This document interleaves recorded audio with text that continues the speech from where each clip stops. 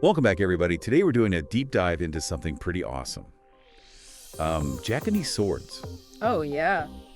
specifically the katana. You know those super cool curved blades? Yeah. We're going to unpack what makes them so special. Everything from the unique way they're made to the cultural significance they hold. And to guide us through all this, we've got an expert in all things katana related. So, what is it about these swords that you find so fascinating? I'd say it all starts with the materials. Yeah. The very foundation of Japanese steelmaking is just different from the rest of the world. We're used to iron ore from those big mines. But Yeah. in Japan, they had to get a little more creative. Okay, so let's set the scene here. Japan, bunch of volcanic islands, right? Right. So I'm guessing they don't have those giant deposits of iron ore that you find in other places. What do they use instead? Well, they used iron sand. Iron sand. Pretty much what it sounds like. Sand. Rich in iron. Picture this. Volcanic mountains. Slowly weathering away. Over centuries. Okay. Rain and wind carrying tiny particles of iron oxides down to the rivers. And because these iron bits are heavier than other minerals, they settle in certain spots where the river slows down. So nature was basically doing some of the work for them, Hmm. concentrating the iron. Yeah, That's pretty clever. exactly. But they didn't just rely on nature. They also figured out ways to manipulate the river's flow to make those iron sand deposits even richer.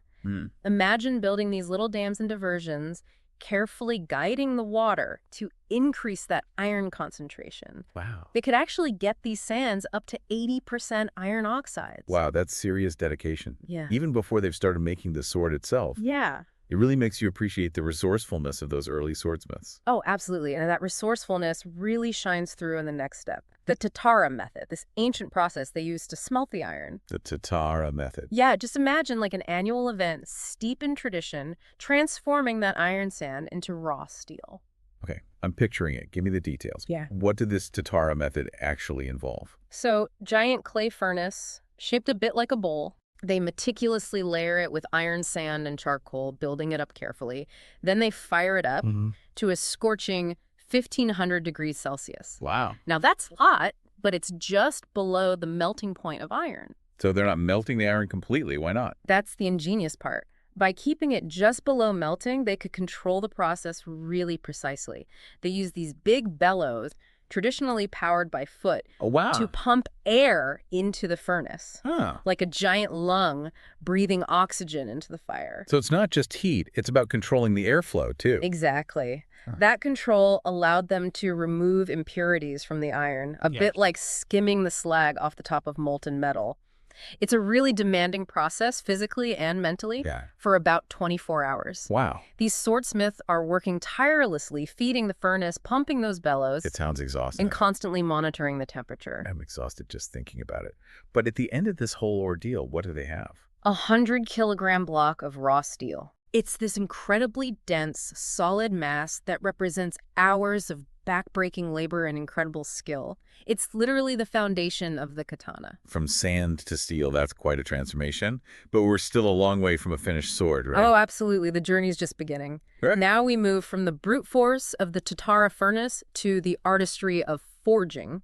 And to help us understand this, we've got insights from a master swordsmith, Akihara Kokaji, Oh, wow. who uses traditional techniques passed down through generations. All right, I'm ready to see how this block of steel becomes a blade. What's the first step? So the swordsmith starts by heating and hammering that steel, Yeah. flattening it out and shaping it. Uh-huh. Then comes the fascinating part, folding. Folding. Yeah, they literally fold the steel over on itself, hammer it flat again. Oh, wow. Repeat this process multiple times. I've heard of folding in sword making, Yeah. but why is it so important? It serves several crucial purposes. Imagine you have cake batter, Okay. and you want the ingredients to be evenly distributed. Yeah. Folding the steel does the same thing. It ensures that any impurities are spread throughout the blade, preventing any weak spots. Okay, that makes sense. So it's about consistency and strength. Yes. But what else? Well, think of like kneading bread dough. The more you knead it, Yeah. the stronger the gluten strands become, giving the bread its texture. Yeah. Folding steel is similar. It aligns the grain of the steel, making it much more resistant to impact and bending. So they're not just shaping the blade, they're actually changing the structure of the seal itself. Exactly. And there's one more beautiful side effect of folding. What's that? It creates those mesmerizing layered patterns you see in Japanese swords, like a hidden fingerprint unique to each blade. Oh, that's cool. Yeah. It's amazing how each step is so deliberate, serving both a functional and an artistic purpose. Mm-hmm. And it's not just about folding, right? I imagine they use different types of steel for different parts of the blade. You're absolutely right. Right. Think of it like building a house. You wouldn't use the same material for the walls as you would for the roof. Right. A katana needs different properties for its edge Mm-hmm. and its spine. Okay, I'm intrigued. Tell me more about these different steel types and how they're used. So for the cutting edge, they use high carbon steel. Okay. Think of it as like the sharp teeth of the sword, Mhm. incredibly hard, can hold an incredibly keen edge. But if the whole blade was made of this super hard steel, Right. it would be brittle, Oh, yeah. prone to shattering on impact. Well, these in flexibility too, right? Exactly. That's where the lower carbon steel comes in. Okay. It's used for the spine of the blade, Ah. providing that much needed flexibility and shock absorption. Oh, cool. It's a delicate balance, Good. combining strength and resilience. It's like they're engineering the blade at a microscopic level. So we've got the folding, the different steel types. Mhm. What comes next in this symphony of craftsmanship? The next step is perhaps the most dramatic and crucial one. What's that? Quenching. Quenching. This is where they heat the blade to a very specific temperature Right. and then rapidly cool it in water. High stakes process. Uh-huh. It's what gives the katana its iconic curved shape. Okay, that's the part I've always been curious about. How does dipping a hot blade in water make it curve? Well, before they quench the blade, they coat it in a special clay mixture. Okay. But here's the key. Yeah. They apply different thicknesses of clay to different parts of the blade. Interesting. Spine gets a thicker coat while the edge gets a thinner one. This is where the science gets really interesting. I'm all ears. Tell me how this clay magic works. So when the hot blade is plunged into the water, the areas with thinner clay cool much faster. This rapid cooling transforms the steel into a structure called martensite, Martensite. which is incredibly hard but also brittle. The spine, with its thicker clay coating, cools more slowly, Right. forming a structure called perlite, Perlite. which is softer and more ductile. So we've got these two different steel structures within the same blade, side by side. But how does that make it curve? It all comes down to the way these structures behave when they cool. Martensite shrinks more than perlite as it cools, so you have this intense tug-of-war happening within the blade Wow. as it cools. The harder, shrinking edge pulls on the softer, less shrinking spine, and that tension forces the blade into its distinctive curve. Wait, so the curve isn't intentional? No. It's a side effect of the way the steel cools. Exactly. That's mind-blowing. And I bet this quenching process isn't without its risks, right? You're absolutely right. Yeah. This rapid cooling can cause a lot of stress within the blade. Right. About a third of all blades shatter Oh, no. during quenching. So much work. It takes incredible skill and experience to get it right. Imagine the pressure. Oh, yeah. It's like a high-stakes gamble. Yeah. Years of work could literally go up in smoke Right. in an instant. Right. But if they survive the quenching, what happens next? Next comes the final flourish. Polishing and sharpening. Okay. This is where the swordsmith takes that curved, hardened blade, transforms it into a work of art. Mm-hmm. It's a meticulous process that can take up to a month for a single sword. A month. That's incredible. It is. What does it involve? Imagine a series of increasingly fine whetstones, Yeah. each one designed to refine the blade's surface and sharpen its edge. The swordsmith starts with coarser stones to remove any imperfections, Yeah? and then gradually moves to finer and finer stones, Oh, bringing the blade closer to its final razor-sharp state. it's like sanding a piece of wood but taken to an entirely new level of precision. Exactly. And even the seemingly mundane details are carefully considered. Like what? For example, the swordsmith works on a specially designed sloping surface. I'm not sure why. To make it more comfortable for the swordsmith. It's actually to control the flow of water and residue during sharpening. Oh, wow. Yeah, the slope ensures that everything flows away from the blade, preventing any interference with that sharpening process. Oh, that's so cool. It's amazing, isn't it? Even the smallest details are designed to achieve perfection. It's a level of dedication that's almost unbelievable. And I guess sometimes they add engravings and decorations at this stage too, right? Absolutely. That final polish often includes intricate engravings, adding another layer of artistry to the blade. It's like the swordsmith is signing their masterpiece with a flourish. Uh-huh. But beyond the technical mastery and artistic finesse, there's another layer to the katana that we need to explore. Okay, I'm sensing there's more to this story than just steel and craftsmanship. What are we missing? We need to delve into the cultural significance of the katana. Because in Japan, it's much more than just a weapon. It's a symbol deeply embedded in their history and their soul. Okay, I'm ready to go beyond the technical stuff and dive into that cultural side. Lead the way. Great. Let's talk about the samurai, those legendary warriors who embodied the spirit of the katana. Because to understand the sword, you need to understand the people who wielded it. All right, bring on the samurai stories. So we've talked about how the katana is made, this incredible blend of science, artistry, and sheer dedication. But to really grasp its significance, we need to step back in time and imagine those legendary samurai warriors. The katana wasn't just a tool for them, it was an extension of themselves, an embodiment of their values. You know, when you put it that way, it makes me think of those old samurai movies. The way they hold their swords, the respect they show them. It's almost like a sacred ritual. Exactly. And that's because for the samurai, the katana wasn't just about winning battles, it was about upholding a code of honor known as bushido. This code emphasized virtues like loyalty, courage, and self-discipline, all reflected in the way they used and cared for their swords. So the katana was like a physical representation of their moral compass. That's a pretty powerful concept. Absolutely. Think about the meticulous care they took in polishing their blades, the way they practiced their swordsmanship with such focus and discipline. It was all part of honing not just their skills, but their character as well. It's interesting how something as seemingly simple as a sword can become so deeply intertwined with a culture's values. And that connection goes even deeper when you consider the historical context. Imagine a time when Japan was constantly at war, with different clans vying for power. The samurai were the elite warriors, and their katanas were symbols of their status and authority. So it wasn't just about personal honor, it was about social standing, too. Precisely. The quality of a samurai's katana could reflect his wealth, his skill, and even his family lineage. Some swords were passed down through generations, becoming treasured heirlooms with stories and legends attached to them. Wow, I'm starting to see how the katana was more than just a weapon. It was a statement, a piece of history, a symbol of an entire way of life. Exactly. And that's why understanding its creation process is so important. It wasn't just about making a sharp blade, it was about imbuing the sword with meaning, with spirit. Okay, I'm really intrigued by this idea of the katana having a spirit. Can you elaborate on that? Think about the swordsmiths we talked about earlier. They didn't just see themselves as craftsmen, they saw themselves as artists, as guardians of a sacred tradition. They poured their heart and soul into each blade, believing that their spirit was somehow transferred into the metal. That's a beautiful thought. So the katana wasn't just forged in fire, it was forged in belief, in tradition, in the very essence of Japanese culture. You've hit the nail on the head. And that's why the katana holds such a special place in Japanese art, literature, and even spiritual practices. It's a recurring motif in countless stories and legends, often symbolizing the warrior spirit, the pursuit of excellence, and the delicate balance between beauty and power.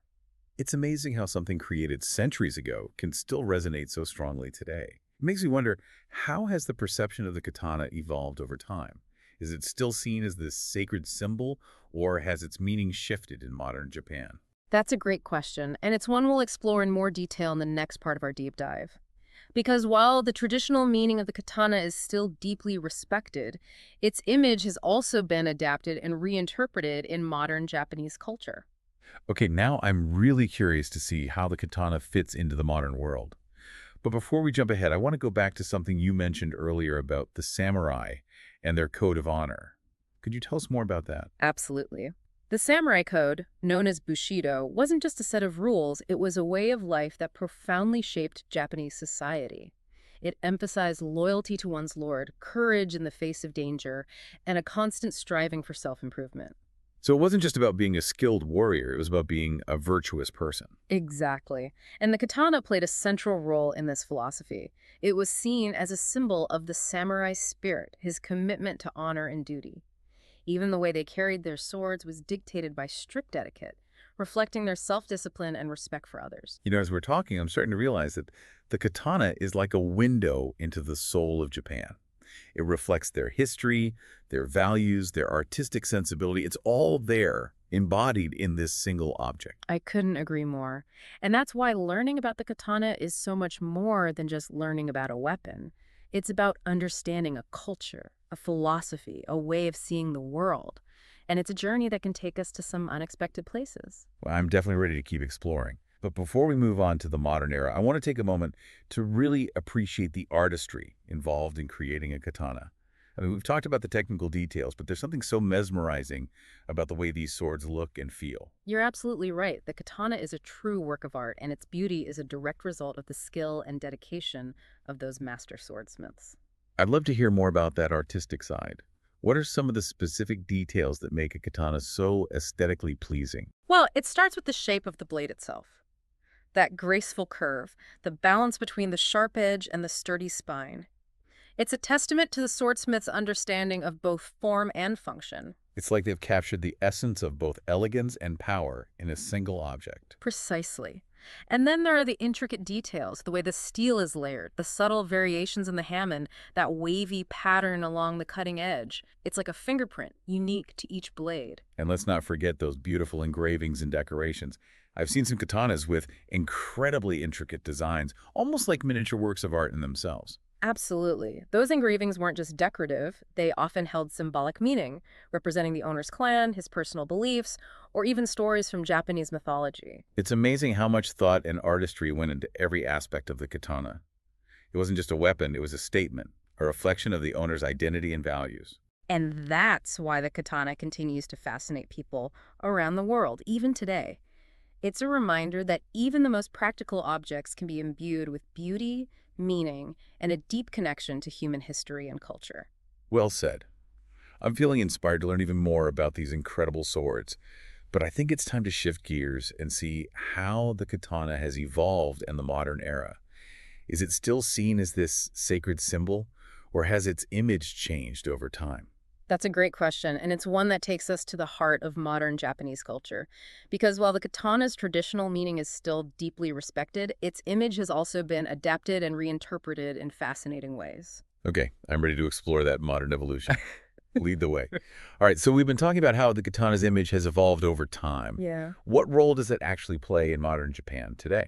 Well, that traditional respect for the katana is definitely still there. It's considered a national treasure, a symbol of Japan's cultural heritage. You'll find these beautifully preserved katanas displayed in museums, and there are still those dedicated swordsmiths who carry on the ancient forging techniques. So the craft is still alive and well. Oh, definitely. That's awesome. Yeah. I imagine it's not just about preserving the past, right? There must be modern interpretations of the katana as well. Oh, absolutely. And that's where things get really interesting. That katana has become like this powerful symbol in Japanese pop culture. Oh, yeah, for sure. Especially in anime, manga, and video games. Totally. Think of all those iconic characters wielding katanas, fighting for justice, Yes. protecting the innocent. It's become like a universal symbol of the hero. Yeah. And in those modern interpretations, the katana often represents more than just physical strength, right? Right. It's like honor, discipline, commitment to a higher purpose. Exactly. Like those ancient samurai values are being reinterpreted for a modern audience, Yeah. finding these new ways to connect with people. Precisely. And it's not just in fiction. Right. Yeah, the discipline and focus associated with traditional swordsmanship is still highly valued in Japanese society. You'll find kendo schools Oh, cool. where people practice this modern form of sword fighting, emphasizing physical and mental development. So it's not just about swinging a sword, it's about cultivating that inner strength and self-control. That's the heart of it. And I think there's a powerful lesson there for all of us. Even if we've never held a katana. Yeah. It's a reminder that discipline, dedication, a commitment to excellence that can be applied to any aspect of our lives. Yeah, that's a really good point. It's about finding that samurai spirit within ourselves, that drive to constantly improve and strive for something greater. Exactly. Well, this whole deep dive has been amazing. It has. Really eye-opening. We went from the nitty-gritty details of iron, sand, and smelting Yeah. to the spiritual symbolism of the samurai and the modern interpretations in pop culture. It's been a journey through time, technology, and cultural values. And I think it really highlights something remarkable about the katana. its ability to transcend its physical form and become this powerful symbol that resonates with people across generations and cultures. Yeah, it's a reminder that even the most seemingly simple objects can hold incredible depth and meaning if we take the time to really understand them. Absolutely. And I think that's a valuable lesson to carry with us, to look beyond the surface, to appreciate the craftsmanship and the stories behind the things we encounter in our daily lives, because you never know what hidden treasures you might discover. So as we wrap up our deep dive into the world of Japanese swords, I want to leave you with this thought. The next time you see a katana, whether it's in a museum, a movie, or even just a picture, take a moment to appreciate its journey, from iron sand to cultural icon. And maybe, just maybe, you'll find yourself inspired by its enduring legacy of artistry, dedication, and the pursuit of excellence.